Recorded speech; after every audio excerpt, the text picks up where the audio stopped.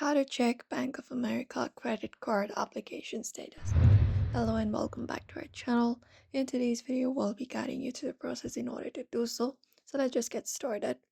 For that, you can basically open up any of the browser available and search for application status directly for Bank of America, and you will be finding provided link. You can tap on the second link, which is check status of credit card application from Bank of America. And once you tap on it, you will be taken to the provided link where you can follow the prompts in order to check for the application status. It may take some seconds for the page to load up. Now there you just need to provide in some details before checking the status. So here, first of all, provide in your last name. Right here, your legal last name. After that, the date of birth, which should be also available in your documents as well, the legal documents.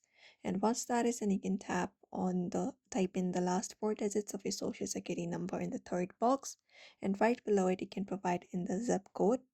And once that is done, you can tap on submit. And once you submit it, it will basically show your application status for the credit card you have applied for Bank of America. So therefore, if you'd also like to check Bank of America credit card application status, you may follow up this method. So I hope this information was helpful. Give it a thumbs up and subscribe for more tips and tutorials.